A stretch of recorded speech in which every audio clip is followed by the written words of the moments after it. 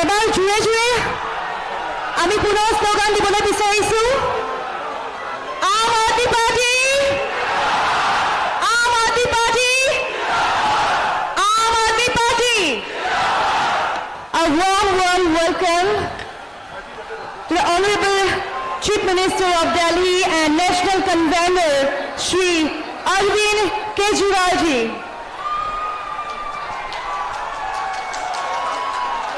We pleased to welcome Honorable Chief Minister of Punjab Bhagwant Singh Mann ji. And also would like to welcome Shri Rajesh Sharma ji, who is the in charge of North East Aam Aadmi Party.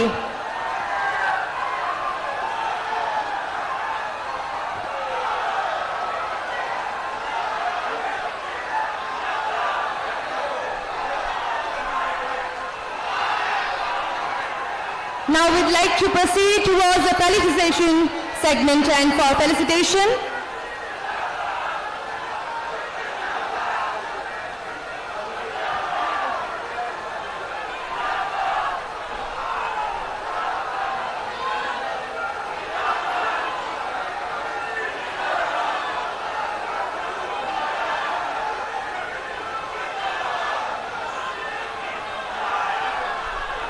Shri Arvind Kejriwal ji,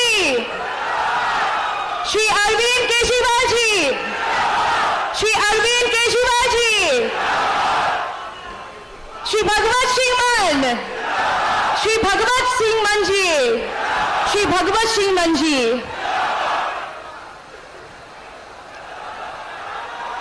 It is a privilege and honor to have you all those great personality of India, the great heroes of India, the national convener of Aam Aadmi Party and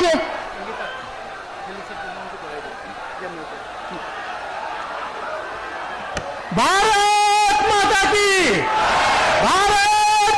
की इंकलाब इंकलाब।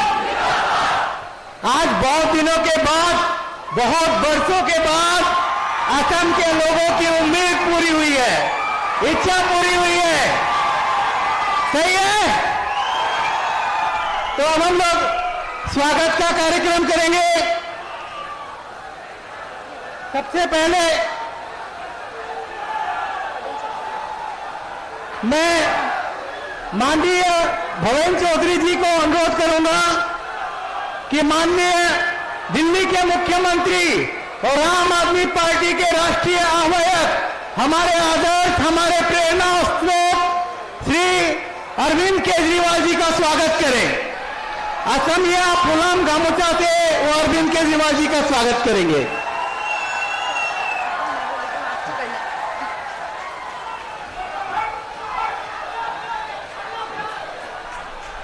And now may I please request Shri Rajesh Sharma ji, who is in charge of North East State Aam Aadmi Party, to felicitate Honorable Chief Minister of Punjab Shri Bhagwant Singh Mann ji with a Phulam Gamusa. Thank you so much, sir.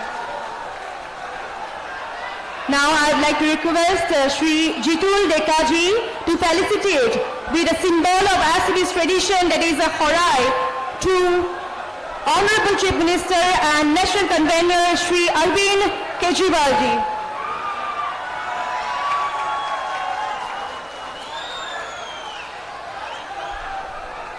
Now I would like to request Mr. Mamoon Imdadul Haq Chaudhary ji, who is the State Organizing Secretary, to felicitate with a beautiful horai to Chief Minister Bhagwant Singh Mann ji.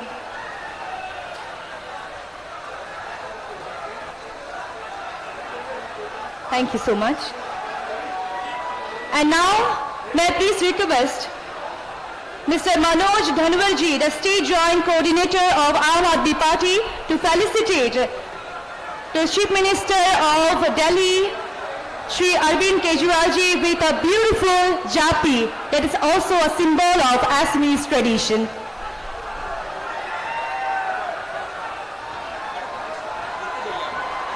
And now I'd like to request Mr. Kamal Kumar Medhi ji, who is the joint coordinator of Aam Aadmi Party, to felicitate with a beautiful jappi to the Chief Minister of Punjab, Bhagwat Singh Manji. And now I would like to request Mr. Rajiv Saikia to felicitate with a wooden rhino, which is also a symbol of Assamese tradition.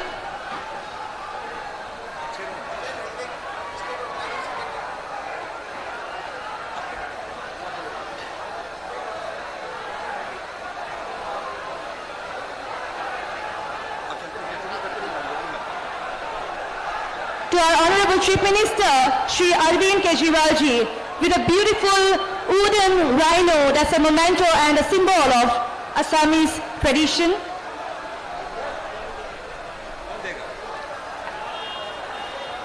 Mr. Rajiv Saikia ji, I'd like to request you. And now I'd like to request Mr. Lakshmikant Dubey ji to felicitate Honorable Minister Bhagwant Manji with a beautiful rhino.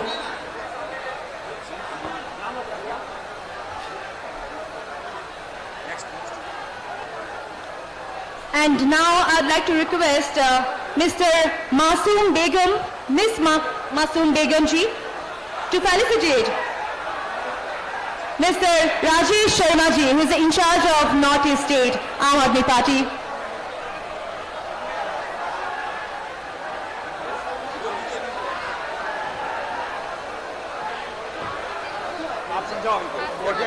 Bojan Hindik, State Organizing Secretary. Who is president whom? Okay. And I request Mr. Bojan Hindik, the State Organizing Secretary, to felicitate the Chief Minister, Shri Arvind Kejriwal ji.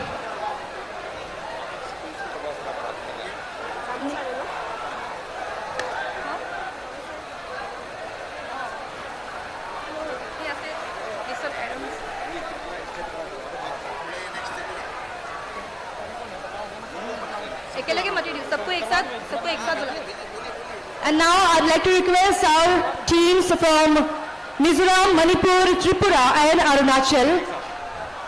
And to felicitate them, I'd like to request our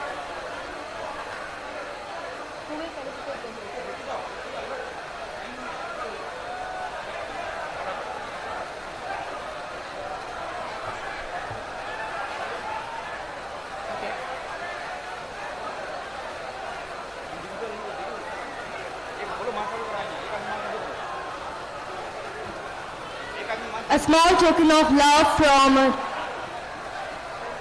different states of Assam, and this token of love from Manipur.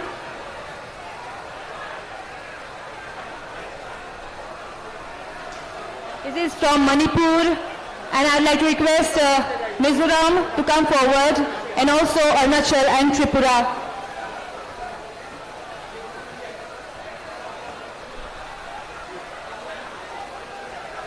Love from different states of India, and today we are honored to have the two heroes of India, Honorable Chief Minister of Delhi, Mr. Shri Arvind Kejriwal ji, and Honorable Chief Minister of Punjab, Shri Bhagwant Manji.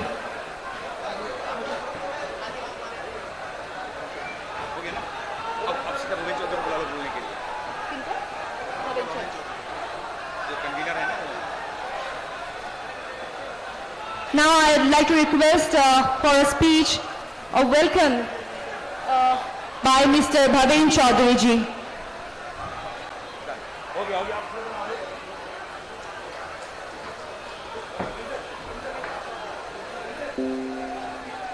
A welcoming speech by Mr. Bhaven Chaudhary ji. Abayok, Totha Dillir Mukhyamantri Arvind Kejriwal Dangoria, Punjabor Mukhyamantri Bhagwant Singh Dangoria, Assamor তথা উত্তৰ পূৰ্বাঞ্চলৰ তত্ত্বাৱধায়ক ৰাজেশ শৰ্মা ডাঙৰীয়া, up অসমৰ বিষয়ববীয়াসকল, বিভিন্ন জিলাৰ পৰা আপৰ সদস্যসকল আৰু পৰিৱৰ্তনকামী অসমীয়া ৰাইজ, আজি অসমৰ ৰাজনৈতিক ইতিহাসত এক উল্লেখযোগ্য দিন। স্বাধীনতাৰ পাছৰে পৰা বিভিন্ন ৰাজনৈতিক দলে অসমৰ শাসন চলালে, কিন্তু আজিও অসমৰ স্কুল, চিকিৎসালয়, বিদ্যুৎ মাচুল ইত্যাদি বৃদ্ধি পাই আহিছে। অত্যাৱশ্যক সামগ্ৰীৰ জুই চাই দাম, ডিজেল পেট্ৰলৰ জুই চাই দাম আৰু গেছ চিলিণ্ডাৰৰ দামো প্ৰত্যেক মাহে বৃদ্ধি হৈ আহিছে। এনে পৰিৱেশ পৰিস্থিতিত আমাৰ প্ৰয়োজন হৈছে নতুন ৰাজনৈতিক চিন্তাধাৰা। জনসাধাৰণৰ মংগলৰ বাবে ভাৰতক বিশ্বৰ ভিতৰত 1 নম্বৰ দেশ হিচাপে প্ৰতিষ্ঠা কৰিবৰ বাবে অৰবিন্দ কেজৰিৱাল ডাঙৰীয়াই এক সপোন দেখিছে। আমি সকলোৱে মিলি চূড়ান্ত সততা, চূড়ান্ত মানৱতা আৰু চূড়ান্ত দেশপ্ৰেমেৰে আমাৰ দেশখনক আৰু আমাৰ ৰাজ্যখনক সৰ্বোৎকৃষ্ট হিচাপে গঢ়ি তোলাৰ সংকল্প লওঁ আহক। দিল্লীৰ শিক্ষাখণ্ড, চিকিৎসা সেৱা, বিনামূলীয়া খোৱা পানী যোগান, বিনামূলীয়া বিজুলী, মহিলাৰ বাবে বিনামূলীয়া বাছ সেৱাৰে অৰবিন্দ কেজৰিৱাল ডাঙৰীয়াই উৎকৃষ্ট প্ৰশাসনৰ দিবলৈ সক্ষম হৈছে। পাঞ্জাৱতো এই মাহত বহুতো কাম কৰা আমি দেখিবলৈ পাইছো। এইবাৰৰ বাজেটত পাঞ্জাৱ চৰকাৰে 300 ইউনিটলৈ বিজুলী মাচুল বিনামূলীয়া কৰি দিছে। আমাৰ অসমতো এনে সুবিধা হোৱাটো সকলোৱে বিচাৰো। এনেবোৰ জনসেৱা একমাত্ৰ আম আদমি পাৰ্টিয়ে দিব পাৰে। অসমৰ জনতাই আপক বিচাৰিছে, সেয়ে আজি ইমান জনতা। India's very tight schedule, Punjab Chief Minister Bhagwant Singh Mann, Panji and Delhi Chief Minister Arvind Kejriwal ji came to Assam to encourage us. So I thank both of you on behalf of Aam Aadmi Party Assam and people of Assam. Thank you. Jai Assam.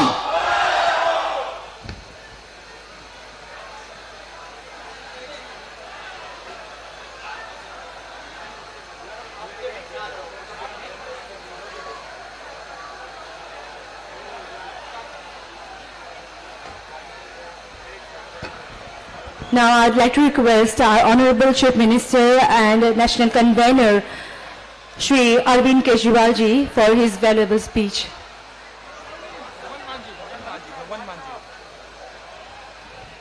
And before him, I would like to request the Chief Minister of Punjab, Shri Bhagwant Mann ji.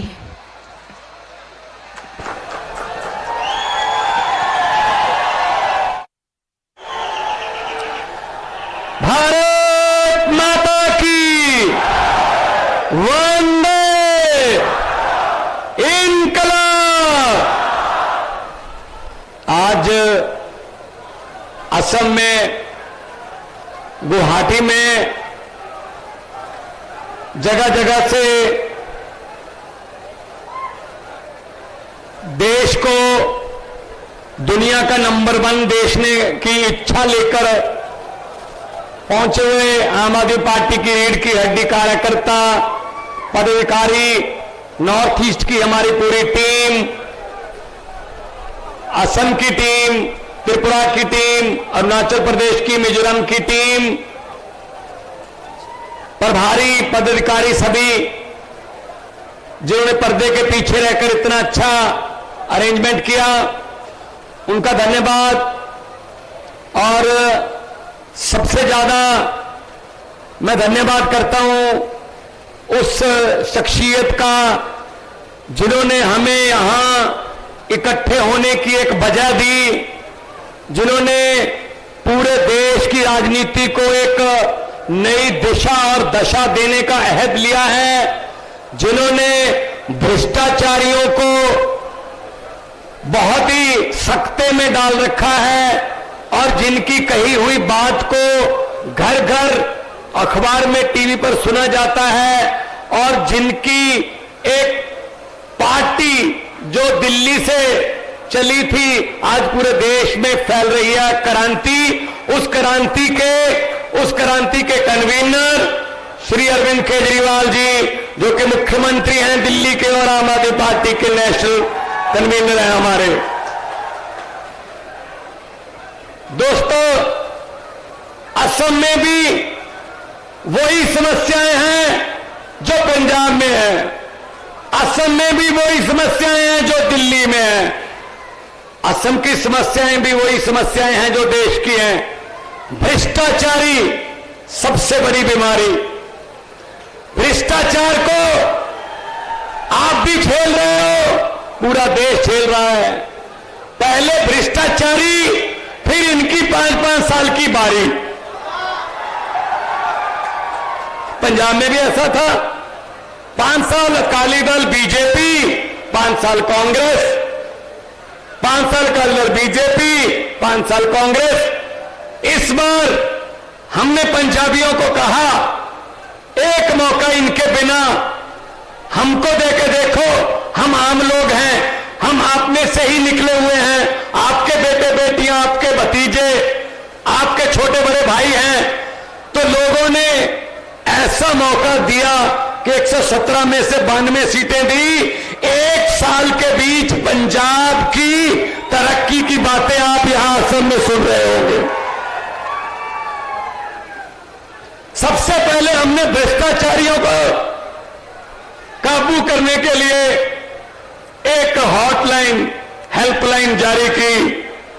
लोगों को कहा, अगर किसी दफ्तर में कोई बाबू, कोई अफसर आपसे रिश्वत मांगता है, मना नहीं करना, जेब से मोबाइल निकाल के फोटो खींच लेना या वीडियो बना लेना, इस नंबर पर व्हाट्सएप कर देना, बाकी काम हमारा है। आज सैकड़े अधिकारी जो भ्रष्टाचारी थे वो जेल की हवा खा रहे हैं पंजाब में।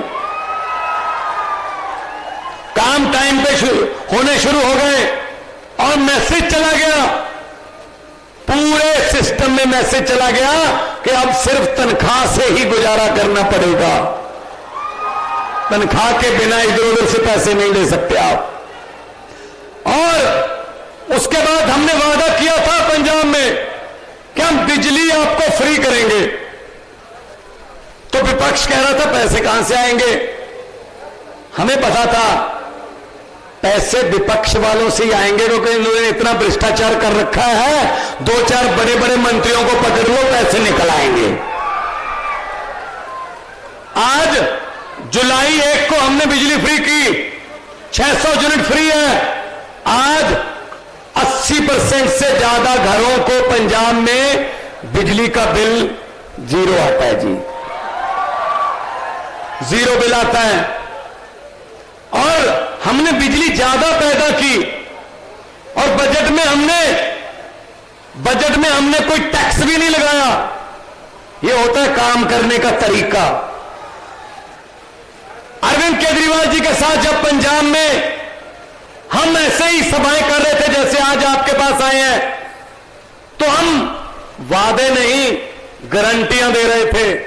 उनमें से गारंटी थी कि आप घर से निकलोगे, आपके घर के 50-100 मीटर इधर या फिर इधर आपको एक मोहल्ला क्लिनिक, आम आदमी क्लिनिक मिलेगा। 1 साल में 503 मोहल्ला क्लिनिक खोलकर आपके सामने खड़ा हूं भाई साहब।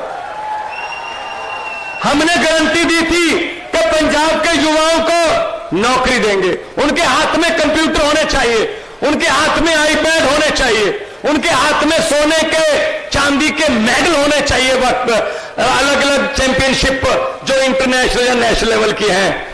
तो आज आपके सामने मैं खड़ा हूं गुवाहाटी में, पता कर लेना पंजाब में 1320 तो कल ही हमने नियुक्ति पत्र दिए हैं। 28,472 नौकरियां देकर आपके सामने आया हूं 1 साल में, सिर्फ 1 साल में। सरकारी नौकरियां, ये नहीं है कोई ठेके पर रख लिए या कोई प्राइवेट रख लिए, लो, सरकारी नौकरियां। और नियुक्ति पत्र बांटकर वो जो लड़के लड़कियां हैं वो अपनी कुर्सियों पर बैठे काम कर रहे हैं अपने दफ्तर में, वो कहीं भटक नहीं रहे इधर उधर। ये होता है अगर अच्छी नीयत हो, अगर सीखने का मादा हो। दिल्ली से सीखा हमने, दिल्ली से हमने मोहल्ला क्लिनिक सीखे और दिल्ली से ज्यादा बना दिए हमने, क्योंकि दिल्ली को सीखने में, तजर्बा करने में जो टाइम लगा वो हमारे पास तो सिर्फ बना बनाया मॉडल आया, हमें वो टाइम नहीं लगा। दिल्ली ने स्कूल अच्छे किए, दिल्ली ने स्कूल अच्छे किए, दिल्ली के स्कूल प्राइवेट स्कूलों से सरकारी स्कूल जो अच्छे हैं 99.7% उनका रिजल्ट आता है। प्राइवेट स्कूलों से निकालकर माता पिता अपने बच्चों को सरकारी स्कूल में भर्ती करवा रहे हैं। और जब ट्रंप की पत्नी ने कहा मोदी जी से मैंने दिल्ली के सरकारी स्कूल देखने हैं, तो मोदी जी ने पहले तो मनाया कि मत जिद करो, वो कहते नहीं मैं तो देखने हैं। अब मोदी जी को ये पता था, उस समय एमसीडी उनके पास होती थी कि अगर हमारे वाले दिखाए तो बेइज्जती हो जाएगी। फिर अरविंद केजरीवाल जी को फोन किया, एक तो हमने सोचा कोई बात नहीं, देश की इज्जत सवाल चाबी दे देते हैं, दिखाना तो हमारे वाले ही पड़ा ना। फिर और चाबी लेकर ऑर्डर जारी कर दिया, यहां केजरीवाल नहीं आ सकता। देखो कैसी बात है ये, मतलब इतने तो हमने सरकारी स्कूल प्राइवेट से अच्छे कर दिए। एक बात नोट कर ली, मिले तीनों चारों ने एक बात ही कान में बोली, ये जरूर बोल देना थोड़ा हमारे सीने में ठंड पड़ जाएगी। मैंने कहा क्या? कहता दिल्ली और पंजाब में आप तो सरकारी स्कूल खोलते हो, यहां मुख्यमंत्री की पत्नी अपना स्कूल खोल रही है।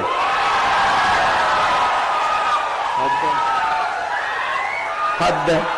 और फीस उसकी बहुत महंगी है। अगर भाई साहब अगर स्टेट को चलाने वाले खुद स्कूल खोलेंगे तो फिर सरकारी स्कूलों का क्या हाल होगा ये बताओ। वो क्यों चाहेंगे कि सरकारी स्कूल अच्छे हो जाएं? वो तो फिर उनके स्कूलों को कंपटीशन देने लगेंगे। जिस देश का राजा व्यापारी, उस देश की जनता भिखारी। इस नारे पे चल रही है ये गवर्नमेंट। उधर भी देख लो, ऊपर देख लो, व्यापारियों से दोस्ती है, व्यापारियों से दोस्ती है। उनके बारे में कुछ नहीं बोलने देते, उनके बारे में जो मर्जी छप जाए दुनिया भर के अखबारों में, जो मर्जी अंकड़े पेश कर दें, कहते नहीं जी ये तो देश को बदनाम करने के लिए अखबार छाप रहे हैं। और कोई अच्छे काम कर रहा हो तो मोदी जी को किसी ने बता दिया दिल्ली के बच्चे तो, गरीब के बच्चे वो तो पढ़ के डॉक्टर बन रहे हैं जी, वकील बन रहे हैं। दिल्ली के सरकारी स्कूलों के रिक्शे वालों के, झुग्गी झोपड़ी वालों के बच्चे, जिनके किसी का माँ बाप ऐसे ओवरब्रिज के नीचे काम करते हैं, कोई प्रेस करता है, कोई साइकिल का पंक्चर लगाता है, उनके बच्चे तो नीट क्लियर कर रहे हैं जी। उनके बच्चे तो बड़े बड़े अहदों पर तैनात हो रहे, नौकरियां मिल रही हैं। और ये तो जी फिर बड़ा पंगा हो जाएगा। वो तो गरीबी, अपने अपने घरों की गरीबी वो हटा देंगे, और गरीबी हटा दी वो सोचकर वोट डालने लगेंगे, और सोचकर वोट डालने लगे लोग तो इनको कोई वोट नहीं डालेगा बीजेपी कांग्रेस को।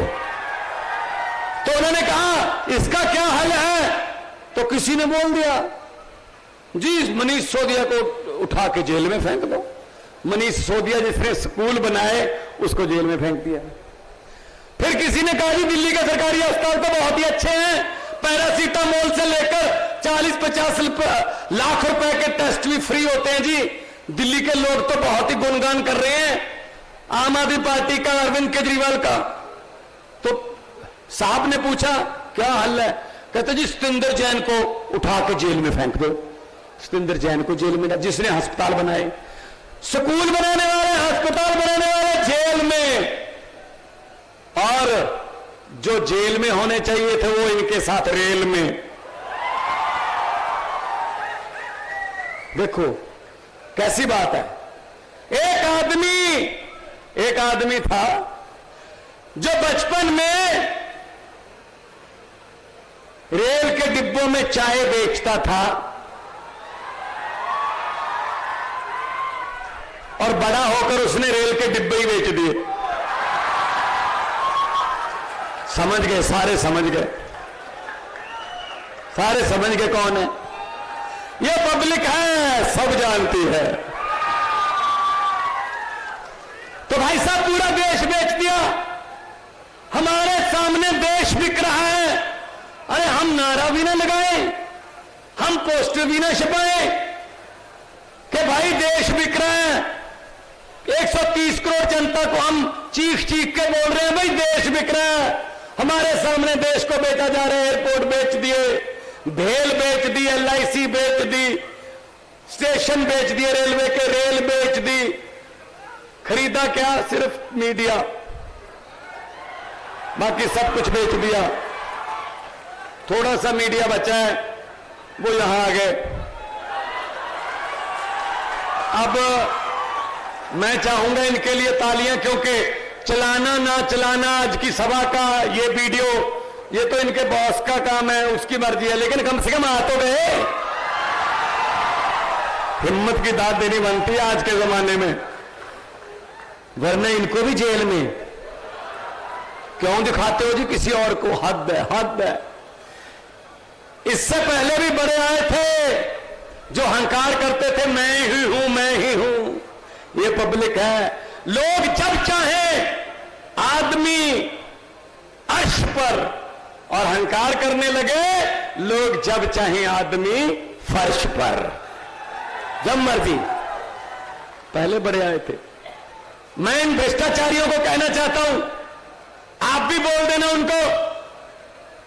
भगवंत मान गुवाहाटी में आया था और यह बोल के गया था भ्रष्टाचारियों के लिए कि जितने मर्जी इकट्ठे कर लो पैसे, हीरे, मोती, मगर ख्याल इतना रहे कफन पे जेब नहीं होती।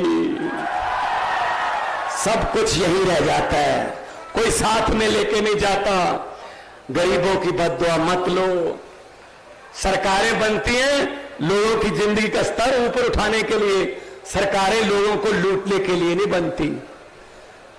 तो मैं आज आपके पास ये संदेश लेके आया हूं कि पंजाब में 117 में से 92 सीटें दी। एक साल में हमने जो काम किए, ये बीजेपी कांग्रेस वहां पर पिछले 1966 में पंजाब बना था, 66 से लेकर वो काम नहीं कर पाए जो हम कर रहे हैं। उनमें से कुछ काम तो ऐसे हैं जिसकी गारंटियां भी हमने नहीं दी थी, लेकिन हमने कर दिए। हमने कहा जो काम पब्लिक के हित में है उसको करो, उसको करते हैं हम। तो इसलिए मैं कहना चाहता हूं कि इनसे बचिए। ये भारतीय जुमला पार्टी, वो आएंगे अभी आपके पास, अभी थोड़ा टाइम है, अभी जुमले बन रहे हैं, अभी जुमलों को टेस्ट किया जा रहा है कि कौन सा जुमला कौन सी बिरादरी को भड़काने के लिए अच्छा रहेगा, कौन से जुमले से ज्यादा दंगे हो सकते हैं, कौन सा जुमला बोलकर कौन सी बिरादरी भड़केगी, कौन सी बिरादरी हमारे साथ आ जाएगी। अभी जुमलों का टेस्ट चल रहा है। बचिए, बचिए देश तोड़ने वालों से, क्योंकि लंबे सफर को मीलों में मत बांटिए, कौम को कबीलों में मत बांटिए। एक बहता दरिया है मेरा भारत देश, इसको नदियों और झीलों में मत बांटिए। गुलदस्ते में हर किस्म का फूल होना चाहिए, और गुलदस्ता ही हर किस्म के फूलों से बनता है। एक ही किस्म के फूलों को गुलदस्ता नहीं कहते भाई साहब। हर फूल की अपनी सौगंध, हर फूल की अपनी जो है अपना रंग। असम का कल्चर अलग से कल्चर है, पंजाब का कल्चर अलग का कल्चर है, तमिलनाडु का कल्चर, बंगाल का कल्चर, महाराष्ट्र का, गुजरात का अपना अपना कल्चर है, अपनी अपनी बोली है। हम अपने कल्चर पर मान करते हैं, महसूस करते हैं, प्राउड करते हैं। तो सबका कल्चर है अपना, लेकिन ये नहीं चाहते, ये चाहते हैं बस हम ही हम हो, हम ही हम हो। ऐसा नहीं चलेगा, ऐसा चलेगा भी नहीं कभी। तो मैं आपको ये बोलने के लिए आया हूं कि इनसे बचना। ये नफरत की राजनीति करते हैं। हम स्कूलों की बात करते हैं, हम अस्पतालों की बात करते हैं, बिजली की बात करते हैं, इंफ्रास्ट्रक्चर की बात करते हैं। ये सिर्फ और सिर्फ आपको भड़काने की बात करते हैं, सिर्फ भड़काने की। खा गए सब कुछ, ये शहीदों के कफन बेचकर खा गए, और क्या छोड़ेंगे ये। हमारे देश के जवानी खा गए, किसानी खा गए, ये हमारे बच्चों की पढ़ाई खा गए, ये हमारे बुजुर्गों की दवाई खा गए। क्या रह गया? किसी नदिया के घाट पर अगर ये राजनीतिक लोग बस जाते, किसी नदिया के घाट पर अगर ये नेता लोग बस जाते, तो लोगों के प्यासे होंठ भी 2 बूंद पानी के लिए तरस जाते। गनीमत है, शुक्र है कि मौसम पर हुकूमत चल नहीं सकती, वरना सारे के सारे बादल भी इनके खेतों में ही बरस जाते। बादल भी अपने ही खेतों में बरसाते अगर मौसम पर हुकूमत चलती तो, लेकिन चल नहीं सकती वहां। तो आप लोगों के पास मौका आता है, आप बटन दबाकर आप बदलाव लेके आ सकते हो। कल मैंने पंजाब में एक टोल प्लाजा बंद कराया, वैसे 8 टोल प्लाजे हमने बंद करवा दिए। उनकी डेट जो है, एक्सपायरी डेट, वो तो 5-5, 6-6 साल हो गए थे उसको, 6-6 साल ज्यादा हो गए, फिर भी टोल ले रहे थे। 8वां कल मैं बंद करवाया, जब मैंने बटन दबाया तो वो खुल गया, पब्लिक के लिए फ्री कर दिया। तब मैंने ये कहा वहां पे पत्रकारों को मैंने कहा, ये बटन दबाकर मैंने एक दिन का 10,12,000 रुपया पंजाब के लोगों का एक टोल प्लाजे का, जो कल बंद किया है, 10,12,000 एक दिन का बचाया। मैंने कहा ये बटन मैं 4-5 दबाता हूं हर रोज। कभी किसी स्कूल का उद्घाटन होता है, कभी किसी सीवरेज के प्लांट का वो बटन दबा के वर्चुअल हम उद्घाटन करते हैं। वो बटन मैं कैसे दबा सकता हूं? वो बटन दबाने की शक्ति मेरे पास किसने दी है? वो बटन मैं इसलिए दबा रहा हूं क्योंकि पंजाब के लोगों ने पिछले साल मार्च में झाड़ू वाला बटन दबाया था। उन्होंने एक बार बटन दबाया, हम हर रोज 4-4 बार बटन दबाते हैं, तरक्की वाले बटन। इसलिए बटन बदल लो। पहले 2 ही बटन थे, जरूरत नहीं है, नया इंजन चाहिए, नया इंजन, डिजिटल इंजन नया आया मार्केट में, अरविंद केजरीवाल मॉडल। बहुत पोल्यूशन भी नहीं है, बिल्कुल भी करप्शन नहीं है, स्पीड से दौड़ता है, एवरेज बड़ी अच्छी है और पटड़ी पे ही चलता है, पटड़ी से इधर उधर नहीं भटकता। सबसे बड़ी बात यह है। तो इनको परख लेना बस, 72 साल परख लिया, अब और क्या करेंगे? ये ऐसे ही रहेंगे। इधर वाला इधर चला गया, उधर वाला इधर चला गया, इधर वाले ने इधर छलांग लगा दी, उसने उधर छलांग लगा दी, हम देखते ही रहते हैं जी, हमें तो पता ही नहीं चलता कि किधर काम किधर चला गया। तो ये अगर मेरे पे कोई भ्रष्टाचार का कोई आ गया ना इल्जाम, तो कहते हैं इस पार्टी में चले जाओ, साफ हो जाओगे। वहां पता नहीं कौन सी वॉशिंग मशीन लगी हुई है, वो साफ कर देती है उनको, वो बाद में बिल्कुल सही हो जाता है। तो हमें क्या है, जनता बहुत देर से ढूंढ रही है कोई हमारे जैसा नेता है जिसको हमारी मुश्किलें पता हो, हमारे घर की मुश्किलें, मजदूरों की, किसानों की, छोटे दुकानदारों की मुश्किलों का पता हो, कोई हमारे जैसा है। लेकिन कोशिश तो हम करते हैं कि ये लगता है हमारे जैसा, बाद में पता चलता है ये तो उनका भी मतलब बाप निकला, वो भी उसमें गलत हो जाते। क्या हुआ, किसी गांव में भैंसें चोरी होने लगी, मतलब भैंसें चोरी होने का सिलसिला शुरू हो गया किसी गांव में। एक रात में 2 भैंसें चोरी हो गई, अगली रात फिर 2 भैंसें चोरी हो गई, उससे अगली रात 1 भैंस और चोरी हो गई। तो गांव वाले भागे एक साधु संत के पास गए, उसी गांव में रहता था, कि साधु संत को कहा जी तीसरा नेत्र खोलिए और हमें बताइए हमारी भैंसें चोरी हो रही हैं, बताइए चोर कौन है, कैसे पकड़े। तो साधु संत ने कहा एक चद्दर ले लेना, उस चद्दर के चारों किनारे 4 आदमी पकड़ के खड़े कर देना, नीचे से पूरा गांव चद्दर के नीचे से निकाल देना, जो आदमी भैंसे चोरी करता है ना, जब वो चद्दर के नीचे से निकला वही मारा जाएगा वो। तो गांव वालों ने ऐसे किया, 4 आदमियों को चद्दर पकड़ा दी और नीचे से पूरा गांव निकल गया, महिलाएं, बुजुर्ग, नौजवान सब निकल गए। गुवाहाटी वालों, असम वालों, एक आदमी भी नहीं मरा। पता क्यों? जो भैंसे चोरी करते थे उनको तो चद्दर पकड़ा रखी थी। ऐसे हमारे देश में हो रहा है, जो हमारे देश को लूट रहे हैं वो तो चद्दर लेके खड़े हैं। 130 करोड़ लोग आपस में से चोर ढूंढ रहे हैं। भाई चोर हमारे में नहीं है, चोर उन्हीं में है, ढूंढो ढूंढो, ढूंढने की बारी है अब। तो जैसे ही दिल्ली की समस्या हल होगी, पंजाब की समस्या हल होगी, वैसे असम की समस्या हल होगी।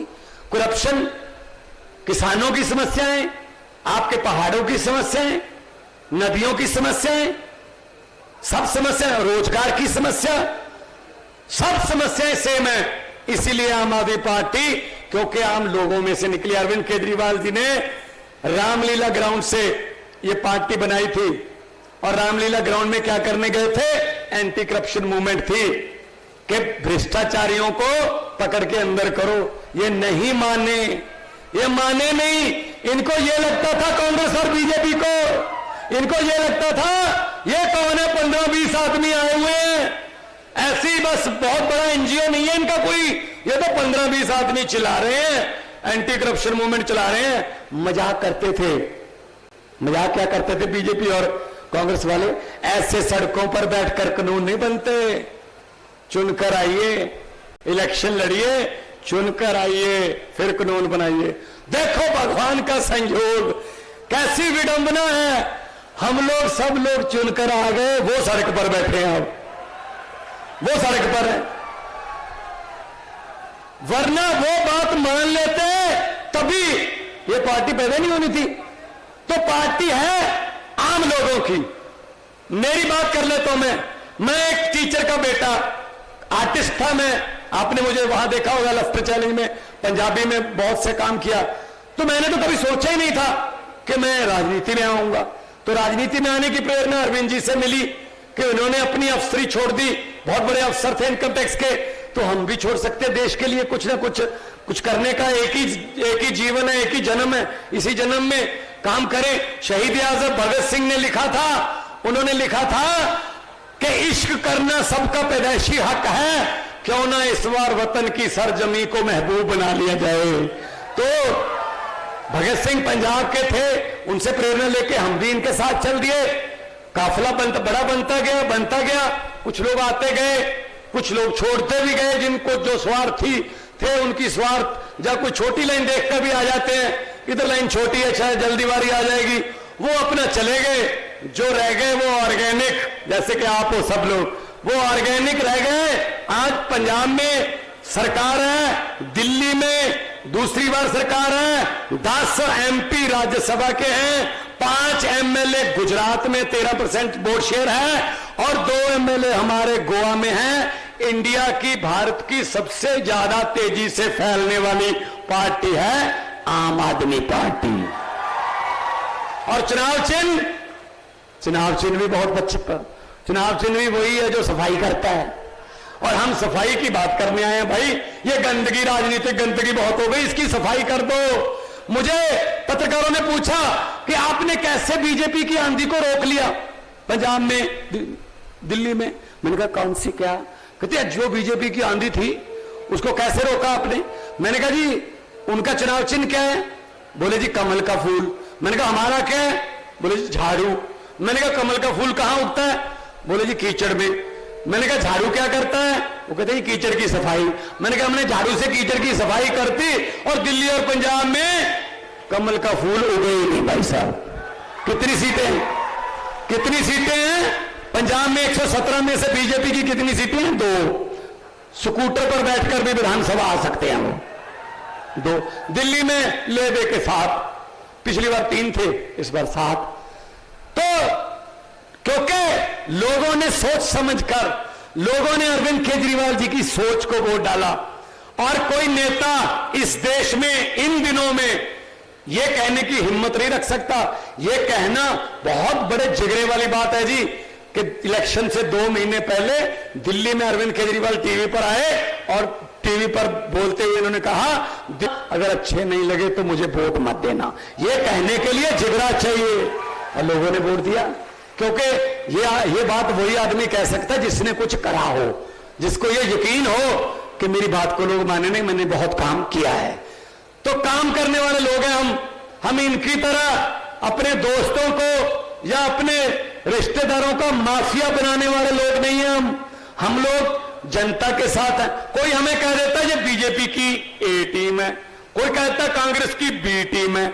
हम किसी की ए बी टीम नहीं है, हम तो जनता की टीम है, पब्लिक की टीम है, 130 करोड़ लोगों की टीम है। मैं आखिर में यही कहूंगा कि आपने जितना प्यार से मुझे सुना, आखिर में मैं यही आपको कह के जाऊंगा कि इनसे डरना मत, ये डराने आते हैं आपको, ये लालच देते हैं, ये इलेक्शन के समय लालच भी देते हैं, मतलब पैसे लेके आते हैं घर पे। अगर ये आए पैसे वैसे लेके तो मेरी हाथ जोड़कर बेनती है, मना मत करना। लक्ष्मी घर पे आए वापस नहीं करते ऐसे। आप ही के हैं, आप ही के नोट हैं वो, इन्होंने कहां से लाया? आप ही से लूटा हुआ माल है वो। हाँ, इतना कर देना, वो पकड़ के रख लेना और बोल देना कि हाँ। और जिस दिन वोटिंग हो उस दिन स्कूल में जाकर अच्छे से उस मशीन को देखकर झाड़ू वाला बटन दबाकर बोल देना कि हाँ। जो समझ गए वो ताली बजाओ, बाकियों को माफ है। बहुत ही समझदार इलाका है शर्मा जी, बहुत ही समझदार इलाका है, सारे समझ गए। भारत माता की। बहुत अच्छे। सो आपने इतना प्यार दिया, सत्कार दिया, इतने प्यार से सुना। मैं आपको यही कहना चाहता हूं, देखो हम लोग पहली बार आए हैं, अरविंद जी भी पहली बार आए हैं, लेकिन जितना प्यार आप दे रहे हैं हमारा दिल नहीं करता कि अभी जाएं, लेकिन दिल यही करता है यहीं रहें, लेकिन वो तो हो नहीं सकता, लेकिन जल्दी जल्दी मिलते रहें।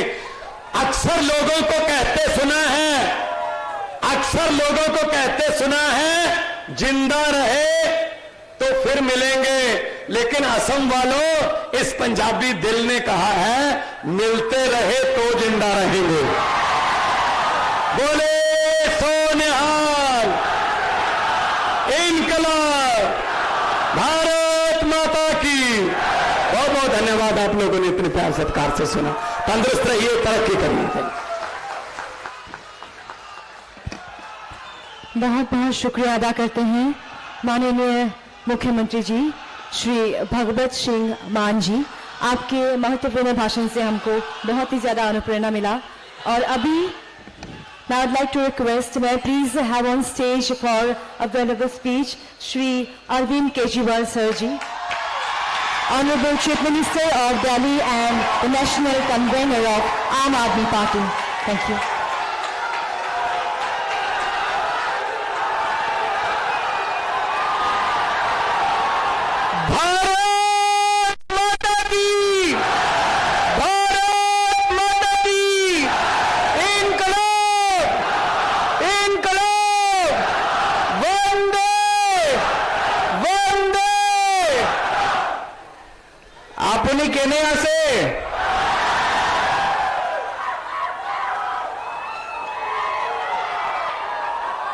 आप लोगों में जितनी एनर्जी है, जितना उत्साह है, जितनी जोर से आप बोल रहे हैं, ऐसा लग रहा है कि आज ही आप हेमंत बाबू की सरकार उखाड़ के फेंक देंगे। अभी सब्र रखिए, अभी थोड़ा टाइम है सरकार उखाड़ने में, अभी सब्र रखिए। दोस्तों,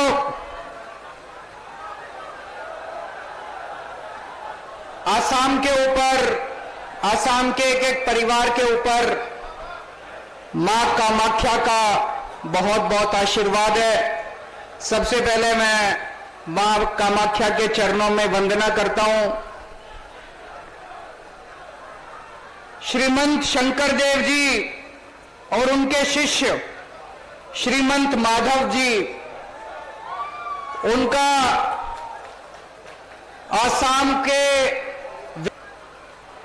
आसाम समाज में भाईचारे के साथ हिंदू, मुस्लिम, सिख, ईसाई, सभी धर्म, सभी जाति के लोगों को एक साथ लेके उन लोगों ने आसाम का विकास किया।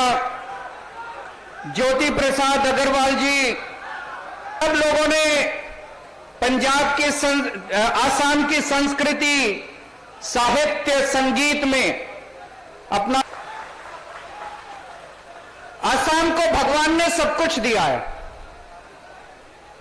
भगवान ने इतने पहाड़ दिए, नदियां दी, इतना पानी दिया, ब्रह्मपुत्र नदी दी, इतना अच्छा मौसम दिया, इतनी हरियाली दी। जब भगवान ने असम को बनाया तो भगवान ने कोई कसर नहीं छोड़ी। इतना सब कुछ दिया भगवान ने, कोयला दिया, मिनरल्स दिए, लेकिन इन सारे नेताओं ने और इन सारी पार्टियों ने मिलकर सब बर्बाद कर दिया। आज पिछले 75 साल में आप लोगों ने 52 इयर्स, 52 साल तक आपने कांग्रेस की सरकार बनाई। 52 साल तक, 52 इयर्स। 10 साल आपने असम गण परिषद की सरकार बनाई और पिछले 7 साल से भारतीय जनता पार्टी की सरकार बनाई। कम नहीं होते इतने साल। आपने इनको अपना विश्वास देने में, वोट देने में कोई कसर नहीं छोड़ी, कोई कसर नहीं छोड़ी। लेकिन आज मैं आप लोगों से पूछना चाहता हूं, आपको बदले में क्या मिला? इतने साल आपने इन लोगों को वोट दिया, कांग्रेस को वोट दिया, असम गण परिषद को वोट दिया, भारतीय जनता पार्टी को वोट दिया। इन पार्टियों ने आपको क्या दिया? धोखा दिया। जिसको मौका मिला उसने लूट लिया, जिसको मौका मिला उसने लूट लिया। लूटा कि नहीं लूटा? हार के, इन पार्टियों से तंग आके आज 3.5 करोड़ असम के लोगों ने हम लोगों को न्योता दिया असम आने के लिए। मैं आप सब असम के लोगों का बहुत बहुत आभारी हूं। आपने इतना प्यार, इतने मान, इतने सम्मान के साथ मुझे, भगवंत मान साहब को, आम आदमी पार्टी के लोगों को असम में बुलाया। 2016 में हेमंत बाबू की सरकार बनी थी।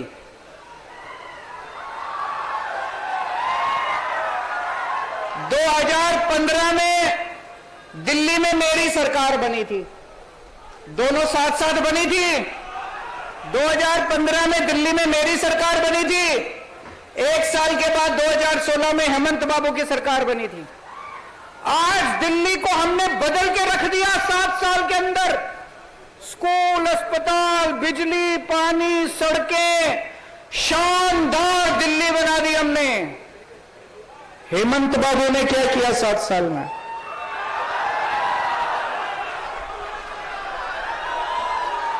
हेमंत बाबू ने कुछ नहीं किया, केवल गंदी राजनीति करी, गंदी पॉलिटिक्स की उन्होंने। अभी आज मेरे को असम आना था। 2 दिन से धमकी दे रहे हैं हेमंत बाबू टीवी चैनल के ऊपर।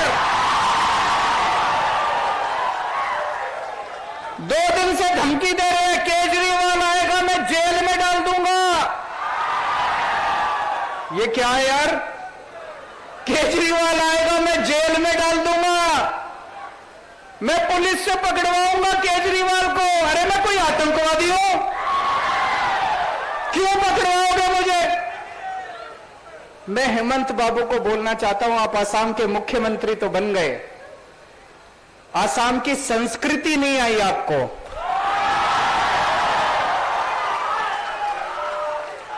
असम के लोग बहुत अच्छे हैं, असम के लोग बहुत प्यारे हैं, असम के लोग अपने अतिथि का स्वागत करते हैं। असम के लोग अतिथि आता है तो अपने घर ले जाके खाना खिलाते हैं, चाय पिलाते हैं, आगभगत करते हैं। असम के लोग जेल भेजने की धमकी नहीं देते। तो मैं हेमंत बाबू से निवेदन करता हूं, आप मुख्यमंत्री बन गए, थोड़ी सी असम की संस्कृति सीख लीजिए आप। और आज इस मंच से मैं हेमंत बाबू को आमंत्रण देता हूं कि जब दिल्ली आए तो मेरे घर चाय पीने के लिए आइएगा। अगर समय मिले तो थोड़ा खाना खाने के लिए भी आइएगा। मैं आपको दिल्ली घुमाऊंगा अपनी गाड़ी में। आपने तो 7 साल में कुछ नहीं किया, मैं आपको दिखाऊंगा दिल्ली में हमने कितने शानदार स्कूल बना दिए। मैं आपको दिखाऊंगा दिल्ली में कितने शानदार मोहल्ला क्लिनिक बना दिए, अस्पताल बना दिए। तो हेमंत बाबू को आज मैं आमंत्रित करता हूं। आज मैं यहां पे आने के पहले मैं कई असम के गुवाहाटी के युवाओं से मिला। आज इतनी बेरोजगारी है असम के अंदर, है कि नहीं है? जो पढ़े लिखे हैं वो भी बेरोजगार घूम रहे हैं, जो कम पढ़े लिखे हैं वो भी बेरोजगार घूम रहे हैं। एक एक युवा चीख चीख के कह रहा है कि मेरे को रोजगार चाहिए, मेरे को रोजगार चाहिए, मेरे को रोजगार चाहिए। हेमंत बाबू के पास टाइम नहीं है उनकी चीख सुनने का। हेमंत बाबू ने पिछले चुनाव के पहले बोला था हम बेरोजगारी दूर करेंगे, बेरोजगारी दूर हुई। सरकार कहती है 25 लाख बेरोजगार हैं असम के अंदर। 25 लाख नहीं है, कम से कम 50 लाख से ज्यादा बेरोजगार है असम के अंदर। लेकिन क्या किया इन्होंने बेरोजगारी दूर करने के लिए? कुछ नहीं किया इन्होंने। इनसे तो पेपर नहीं होते, पेपर करते हैं, पेपर लीक हो जाते हैं इनके। पेपर लीक इनसे, जिस सरकार से पेपर नहीं होते वो क्या सरकार चलाएंगे? जिनसे पेपर नहीं होते, एक छोटी सी चीज पेपर नहीं होते, वो क्या सरकार चलाएंगे? दिल्ली में मेरी 8 साल से सरकार है, मान साहब की पिछले 1 साल से सरकार है। दिल्ली में तो पेपर लीक नहीं हुए आज तक एक भी। पेपर लीक क्यों होते हैं? कोई ना कोई अंदर बैठ के मिला हुआ है कि नहीं है? कोई ना कोई अंदर पेपर बेच रहा है। पेपर ऐसे ही थोड़ी लीक हो जाता है कि उड़ के चला गया बाहर। पेपर लीक होता है क्योंकि कोई पेपर बेच रहा है, कोई आपके बच्चों का भविष्य बेच रहा है। किसी को सजा मिली आज तक? किसी को सजा नहीं मिली। क्यों? ये लोग मिले हुए हैं। ये लोग दिल्ली के अंदर पेपर लीक नहीं होते, पंजाब के अंदर पेपर लीक नहीं होते। क्यों? क्योंकि दिल्ली में ईमानदार सरकार है, पंजाब में ईमानदार सरकार है। के लिए रोजगार का इंतजाम किया 12 लाख बच्चों के लिए। हम ईमानदार लोग हैं, 24 घंटे जनता के बारे में सोचते हैं। जनता, एक आम आदमी के घर में आज उसका घर नहीं चल रहा, इतनी महंगाई हो गई है, बच्चे बेरोजगार हैं। एक जनता का दर्द समझते हैं हम लोग। 12 लाख बच्चों को मैंने रोजगार दिए। 1 साल हुआ भगवंत मान को, 1 साल में 28,000 सरकारी नौकरियां इन्होंने दे दी बच्चों को। हमें रोजगार देना आता है। आम आदमी पार्टी की सरकार आएगी तो आसाम के एक एक बच्चे को रोजगार दिया जाएगा दोस्तों।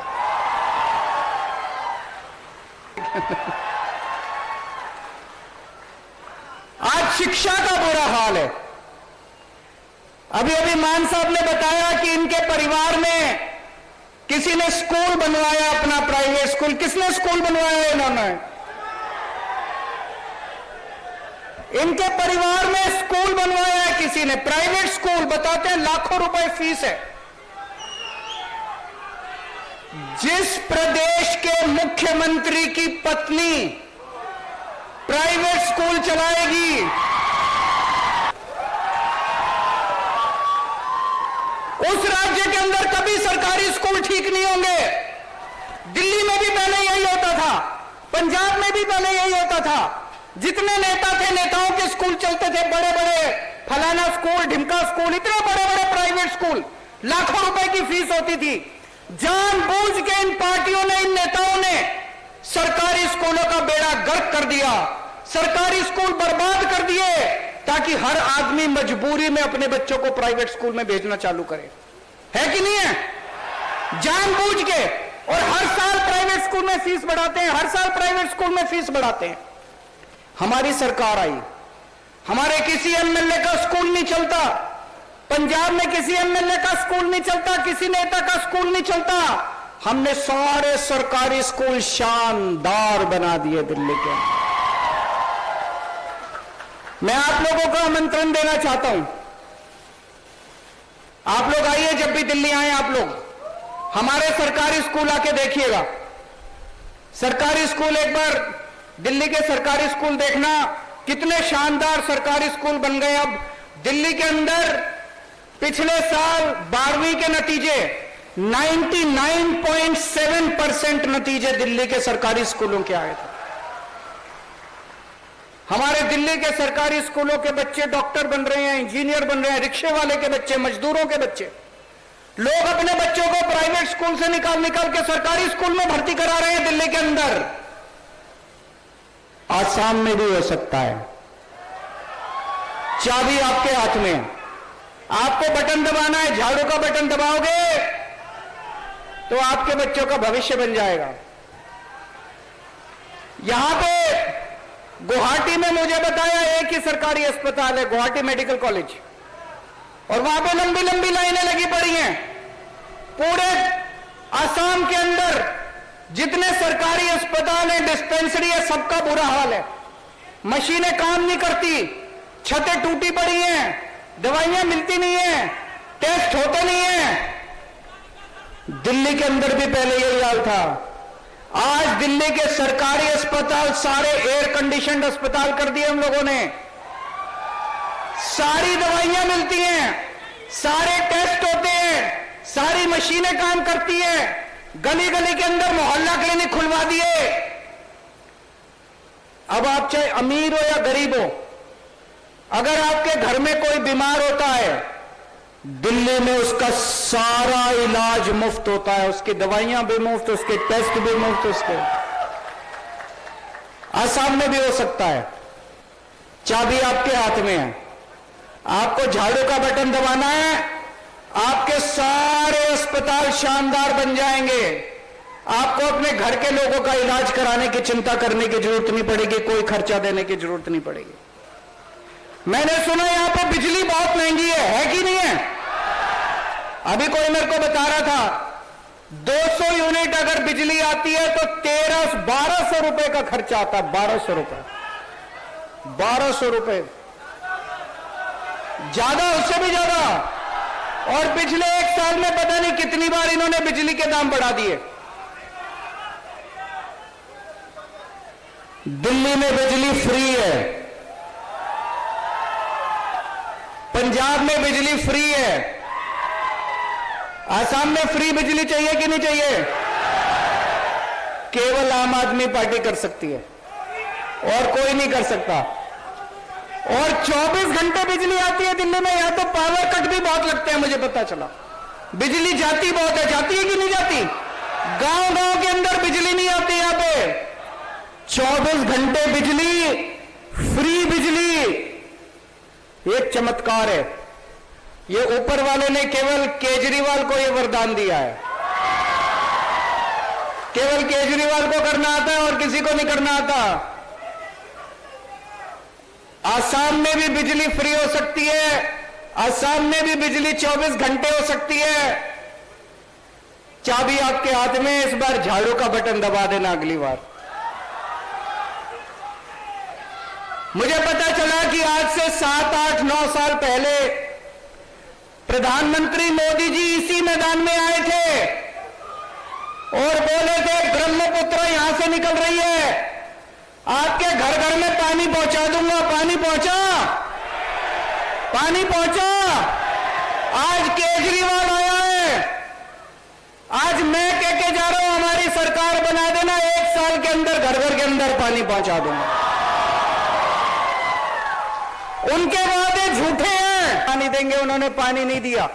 आज मैं कह जा रहा हूं हमारी सरकार बना दो, 1 साल के अंदर पानी दे देंगे आपको। आज यहां माफिया की सरकार चल रही है, कोयला माफिया, कोयला सिंडिकेट, रेत सिंडिकेट, सुपारी, इतना हर मामले में इनके सिंडिकेट चल रहे हैं। ये वोट आपसे लेते हैं और काम केवल अपने रिश्तेदारों और अपने दोस्तों के लिए करते हैं। आम आदमी पार्टी केवल जनता के लिए काम करती है। जब मैं दिल्ली में मेरी सरकार बनी, वहां पे शिक्षा माफिया था, टैंकर, पानी के टैंकर का माफिया था, वहां पे इतने सारे माफिया थे, सारे माफिया खत्म कर दिए। पंजाब के अंदर एक एक करके सारे माफिया खत्म कर दिए। असम के अंदर हमारी सरकार बनेगी, ईमानदारी से सरकार चलाएंगे, एक एक पैसा जनता के ऊपर खर्च किया जाएगा।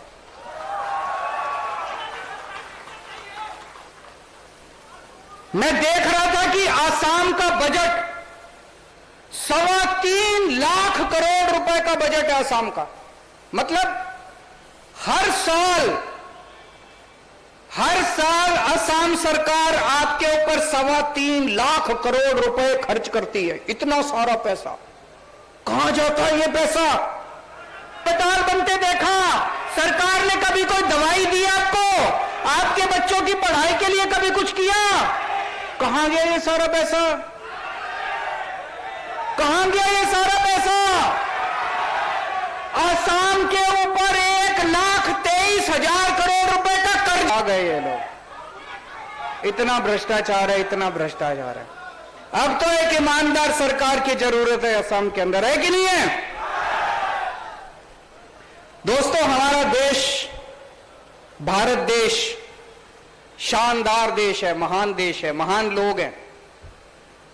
मैं आपसे एक प्रश्न पूछना चाहता हूं, क्या भारत जैसे महान, जिसको लगता है प्रधानमंत्री पढ़े लिखे होने चाहिए, हाथ खड़े करें। ये कैमरे वाले जरा दिखा दीजिए कि जिसको लगता है कि अनपढ़ प्रधानमंत्री ठीक है, कोई बात नहीं, वो हाथ खड़े करो। भारत जैसे देश के प्रधानमंत्री पढ़े लिखे होने चाहिए। आज 21वीं सदी का भारत है, 21वीं सदी का युवा एस्पिरेशनल युवा है। वो विज्ञान में विश्वास करता है, वो साइंस में, टेक्नोलॉजी में विश्वास करता है, वो अपने लिए रोजगार चाहता है, वो भारत की तरक्की चाहता है। भारत पढ़ा लिखा और अनपढ़ आदमी तरक्की नहीं कर सकता। उसमें वो कहते हैं कि मैं केवल गांव के स्कूल में गया था, उसके बाद मेरी कोई शिक्षा नहीं हुई। हमारा देश बहुत गरीब देश है। हमारे देश में किसी का अनपढ़ होना, किसी का कम पढ़ा लिखा होना कोई गुनाह नहीं है। बहुत लोग हैं जो गरीब लोग हैं, अपनी गरीबी की वजह से वो कम पढ़े लिखे हैं, स्कूल नहीं जा पाते, कम पढ़े लिखे हैं, उनको शिक्षा नहीं मिलती। मुझे कोई एतराज नहीं है। लेकिन प्रधानमंत्री को तो, अगर प्रधानमंत्री पढ़े लिखे नहीं होंगे तो कितना खतरनाक बात है। प्रधानमंत्री जी ने कितने लोगों की मौत हो गई, 10 साल पीछे चला गया देश, देश की अर्थव्यवस्था 10 साल पीछे चली गई। हुआ किसी ने प्रधानमंत्री जी को आके बेवकूफ बना दिया, बोले नोटबंदी कर दो, आतंकवाद खत्म हो जाएगा, आतंकवाद खत्म हुआ। अगर हमारे देश के प्रधानमंत्री पढ़े लिखे होते, वो कभी नोटबंदी ना करते, कभी नोटबंदी नहीं करते। प्रधानमंत्री जी 3 किसानों के काले कानून, किसान इस कानून के खिलाफ हैं, सारे देश के किसान बोल रहे थे। लेकिन प्रधानमंत्री जी को किसी ने जाके बेवकूफ बना दिया कि ये 3 किसानों के कानून, 1 साल तक आंदोलन हुआ, 750 किसान मारे गए। अगर हमारे देश के प्रधानमंत्री पढ़े लिखे होते तो किसानों के काले कानून नहीं लेके आते। तो भारत देश को एक पढ़े लिखे प्रधानमंत्री की जरूरत है। अगली बार वोट डालने जाओ तो पढ़े लिखे को वोट देना, अनपढ़ को वोट मत देना। आप अपनी कहीं कंपनी में अप्लाई करते हो तो कंपनी वाले कहते हैं ना, इस पोस्ट मैनेजर के लिए, इस पोस्ट के लिए ये डिग्री चाहिए, एमबीए चाहिए, बीए चाहिए, एमए चाहिए। तो अगर अपनी कंपनी के मैनेजर के लिए बीए, एमए, एलएलबी की डिग्री चाहिए